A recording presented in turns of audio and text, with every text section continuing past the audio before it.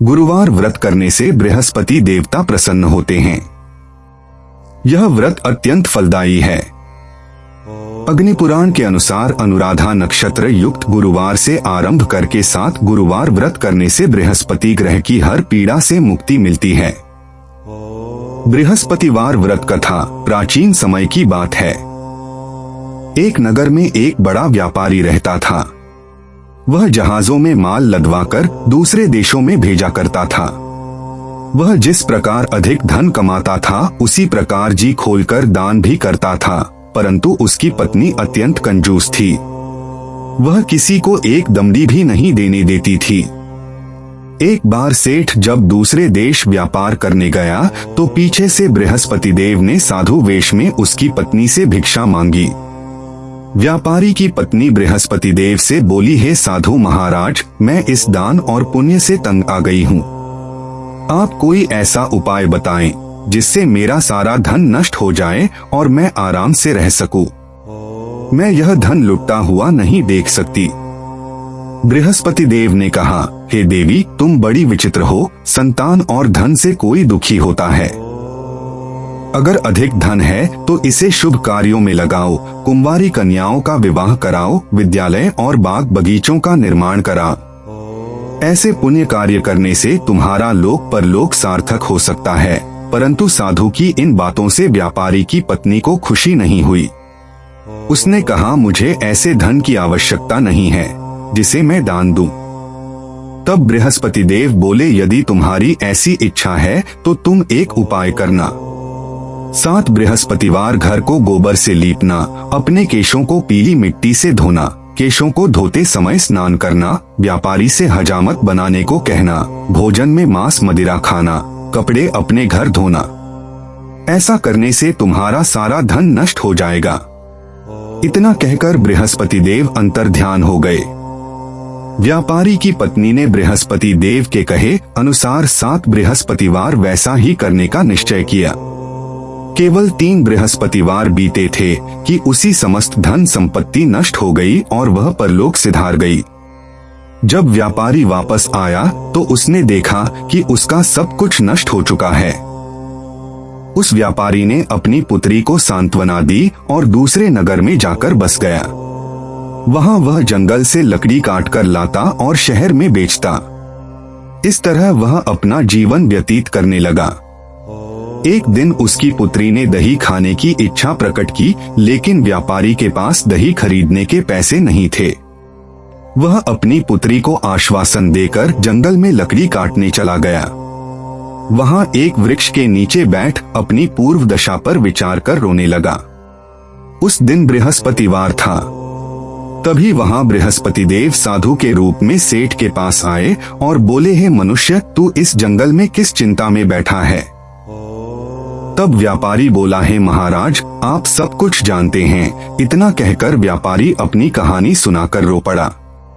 बृहस्पति देव बोले, देखो बेटा, तुम्हारी पत्नी ने बृहस्पति देव का अपमान किया था, इसी कारण तुम्हारा यह हाल हुआ है। लेकिन अब तुम किसी प्रकार की चिंता मत करो। तुम गुरुवार के दिन बृहस्पति देव का पाठ करो। 2 पैसे के चने और गुड़ को लेकर जल के लोटे में शक्कर डालकर वह अमृत और प्रसाद अपने परिवार के सदस्यों और कथा सुनने वालों में बांट दो। स्वयं भी प्रसाद और चरणामृत लो। भगवान तुम्हारा अवश्य कल्याण करेंगे। साधु की बात सुनकर व्यापारी बोला, महाराज, मुझे तो इतना भी नहीं बचता कि मैं अपनी पुत्री को दही लाकर दे सकूं। इस पर साधु जी बोले, तुम लकड़ियां शहर में बेचने जाना। तुम्हें लकड़ियों के दाम पहले से चौगुने मिलेंगे, जिससे तुम्हारे सारे कार्य सिद्ध हो जाएंगे। उसने लकड़ियां काटी और शहर में बेचने के लिए चल पड़ा। उसकी लकड़ियां अच्छे दाम में बिक गई, जिससे उसने अपनी पुत्री के लिए दही लिया और गुरुवार की कथा हेतु चना गुड़ लेकर कथा की और प्रसाद बांटकर स्वयं भी खाया। उसी दिन से उसकी सभी कठिनाइयां दूर होने लगीं, परंतु अगले बृहस्पतिवार को वह कथा करना भूल गया। अगले दिन वहां के राजा ने एक बड़े यज्ञ का आयोजन कर पूरे नगर के लोगों के लिए भोज का आयोजन किया। राजा की आज्ञा अनुसार पूरा नगर राजा के महल में भोज करने गया। लेकिन व्यापारी व उसकी पुत्री तनिक विलंब से पहुंचे, अत उन दोनों को राजा ने महल में ले जाकर भोजन कराया। जब वे दोनों लौटकर आए तब रानी ने देखा कि उसका खूंटी पर टंगा हार गायब है। रानी को व्यापारी और उसकी पुत्री पर संदेह हुआ कि उसका हार उन दोनों ने ही चुराया है। राजा की आज्ञा से उन दोनों को कारावास की कोठरी में कैद कर दिया गया। कैद में पड़कर दोनों अत्यंत दुखी हुए। वहां उन्होंने बृहस्पति देवता का स्मरण किया। बृहस्पति देव ने प्रकट होकर व्यापारी को उसकी भूल का आभास कराया और उन्हें सलाह दी कि गुरुवार के दिन कैदखाने के दरवाजे पर तुम्हें 2 पैसे मिलेंगे, उनसे तुम चने और मुनक्का मंगवाकर विधिपूर्वक बृहस्पति देवता का पूजन करना, तुम्हारे सब दुख दूर हो जाएंगे। बृहस्पतिवार को कैदखाने के द्वार पर उन्हें 2 पैसे मिले। बाहर सड़क पर एक स्त्री जा रही थी। व्यापारी ने उसे बुलाकर गुड़ और चने लाने को कहा। इस पर वह स्त्री बोली, मैं अपनी बहू के लिए गहने लेने जा रही हूँ, मेरे पास समय नहीं है। इतना कहकर वह चली गई। थोड़ी देर बाद वहां से एक और स्त्री निकली। व्यापारी ने उसे बुलाकर कहा कि हे बहन, मुझे बृहस्पतिवार की कथा करनी है, तुम मुझे 2 पैसे का गुड़ चना ला दो। बृहस्पति देव का नाम सुनकर वह स्त्री बोली, भाई मैं तुम्हें अभी गुड़ चना लाकर देती हूँ। मेरा इकलौता पुत्र मर गया है, मैं उसके लिए कफन लेने जा रही थी, लेकिन मैं पहले तुम्हारा काम करूंगी, उसके बाद अपने पुत्र के लिए कफन लाऊंगी। वह स्त्री बाजार से व्यापारी के लिए गुड़ चना ले आई और स्वयं भी बृहस्पति देव की कथा सुनी। कथा के समाप्त होने पर वह स्त्री कफन लेकर अपने घर गई। घर पर लोग उसके पुत्र की लाश को राम नाम सत्य है कहते हुए श्मशान ले जाने की तैयारी कर रहे थे।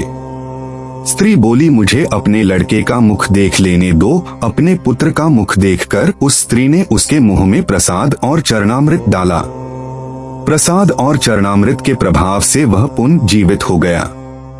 पहली स्त्री जिसने बृहस्पति देव का निरादर किया था, वह जब अपने पुत्र के विवाह हेतु पुत्रवधू के लिए गहने लेकर लौटी और जैसे ही उसका पुत्र घोड़ी पर बैठकर निकला, वैसे ही घोड़ी ने ऐसी उछाल मारी कि वह घोड़ी से गिरकर मर गया। यह देख स्त्री रो रोकर बृहस्पति देव से क्षमा याचना करने लगी।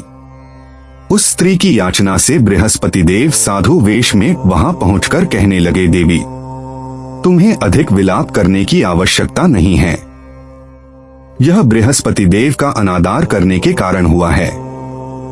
तुम वापस जाकर मेरे भक्त से क्षमा मांगकर कथा सुनो, तब ही तुम्हारी मनोकामना पूर्ण होगी। जेल में जाकर उस स्त्री ने व्यापारी से माफी मांगी और कथा सुनी। कथा के उपरांत वह प्रसाद और चरणामृत लेकर अपने घर वापस गई। घर आकर उसने चरणामृत अपने मृत पुत्र के मुख में डाला। चरणामृत के प्रभाव से उसका पुत्र भी जीवित हो उठा। उसी रात बृहस्पति देव राजा के सपने में आए और बोले, हे राजन, तूने जिस व्यापारी और उसके पुत्री को जेल में कैद कर रखा है वह बिल्कुल निर्दोष हैं। तुम्हारी रानी का हार वहीं खूंटी पर टंगा है। दिन निकला तो राजा रानी ने हार खूंटी पर लटका हुआ देखा। राजा ने उस व्यापारी और उसकी पुत्री को रिहा कर दिया और उन्हें आधा राज्य देकर उसकी पुत्री का विवाह उच्च कुल में करवाकर दहेज में हीरे जवाहरात दिए। तो दोस्तों, यह थी बृहस्पति देव की व्रत कथा। ऐसी ही और व्रत व पौराणिक कथाओं के लिए हमारे चैनल को सब्सक्राइब करें और अपने दोस्तों व परिवार के साथ शेयर करें। जय बृहस्पति देव।